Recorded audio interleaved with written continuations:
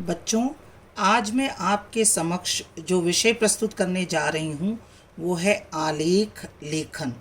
आलेख किसे कहते हैं, आइए अब हम समझेंगे।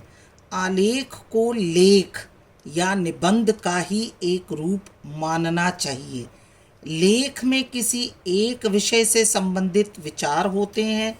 आलेख में लगा आ, देखो जो लेख के आगे क्या लगा हुआ आ, ये उपसर्ग, यह प्रकट करता है कि वह लेख सर्वांगपूर्ण और सम्यक होना चाहिए। सर्वांगपूर्ण मतलब क्या होता है, ऑल राउंड, अगर आप अंग्रेजी में समझेंगे मतलब सभी प्रकार से पूर्ण, ऑल राउंड, हर तरह से आप अगर विचार करें उसको कहते हैं सर्वांगपूर्ण। और सम्यक, सम्यक मतलब उचित होना चाहिए। आलेख वस्तुतः एक प्रकार के लघु यानी छोटे लेख होते हैं। छोटे छोटे जो आर्टिकल होते हैं उन्हें आलेख कहते हैं, जो अधिकतर संपादकीय पृष्ठ पर ही प्रकाशित होते हैं। न्यूज़पेपर में जो एडिटर वाला भाग होता है ना, उसमें ये होते हैं आलेख। इनका संपादकीय से कोई संबंध नहीं होता।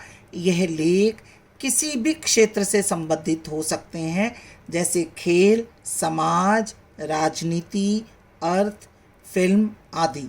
इनमें सूचनाओं का होना अनिवार्य है।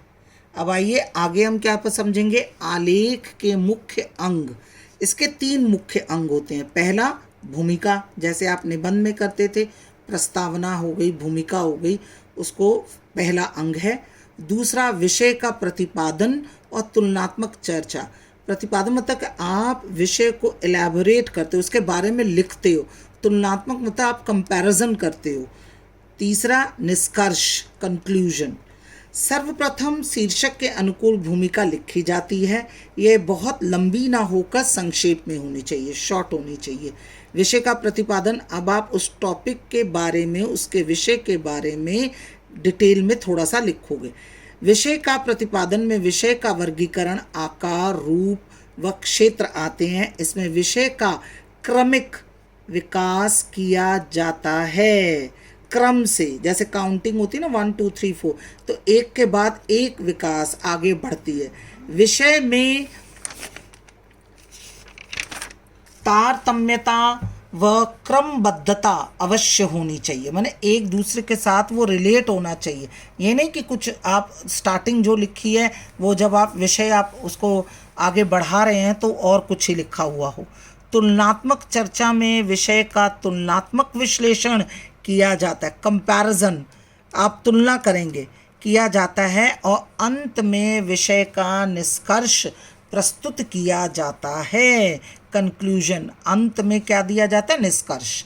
आइए आलेख रचना के संबंध में प्रमुख बातें, जो महत्वपूर्ण बातें हैं उस पर हम चर्चा करेंगे। पहला, एक अच्छा आलेख नवीनता और ताजगी से संपन्न होना चाहिए। उसमें जिज्ञासा उत्पन्न करने की शक्ति होनी चाहिए। तीसरा, विचार इतने स्पष्ट तथा बेबाक होने चाहिए कि पाठक उन्हें पढ़ता चला जाए। चौथा, भाषा अत्यंत सरल, सुगम तथा प्रभावी होनी चाहिए। अगला, लेख लिखने से पूर्व विषय का चिंतन मनन करके विषय वस्तु का विश्लेषण करना चाहिए। अब विश्लेषण कहते हैं एनालिसिस, मतलब कि छानबीन, उसकी जांच ज़रूर कर लेनी चाहिए। आलेख में विचार होते हैं, कथा नहीं, कहानी नहीं है। अतः कथा शैली के बजाय विवेचन, विवेचन किसे कहते हैं, मतलब जो अच्छे और बुरे का विचार करके जो बात लिखी जाए, विचार पूर्वक जो बात लिखी जाए उसे विवेचन कहते हैं। और विश्लेषण शैली का प्रयोग करना चाहिए।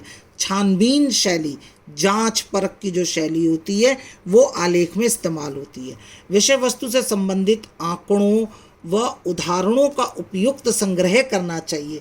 आंकड़े मतलब क्या होता है कि इस साल में इतना हुआ, अगर प्रकृति है तो सन 1999 में ये आंकड़े थे प्रकृति का, प्रदूषण का, और अब ये आंकड़े हैं। उदाहरण, एग्जाम्पल्स देने चाहिए। विषय वस्तु से संबंधित आंकड़े व उदाहरणों का उपयुक्त संग्रह करना चाहिए। दोबारा ये बात आ गई है। वाक्य बहुत बड़े नहीं होने चाहिए। एक परिच्छेद, परिच्छेद मतलब एक पैराग्राफ में एक ही भाव व्यक्त करना चाहिए। लेख की प्रस्तावना, प्रस्तावना मतलब होता है स्टार्टिंग, समापन मतलब होता है एंड, में रोचकता होनी चाहिए। प्राय आलेख ज्वलंत मुद्दों, प्रसिद्ध विषयों, महत्वपूर्ण व्यक्तियों, चरित्रों तथा अवसरों पर ही लिखे जाते हैं। तो इस तरह आपको बात स्पष्ट हो गई होगी कि आलेख और फीचर में थोड़ा सा अंतर होता है। फीचर में वो होता है कि आप उसमें क्रिएटिविटी होती है, वो छवि आपके सामने आ जाए, पर आलेख में आंकड़े होते हैं, उदाहरण होता है, आप आर्टिकल के तौर पर एक लेख लिखते हैं। ये 5 नंबर का आपके बोर्ड में आता है। तो इसके संबंधित जो विषय हैं वो हम वर्कशीट में देंगे, जिसे आपने रूल शीट पर लिखना है। धन्यवाद।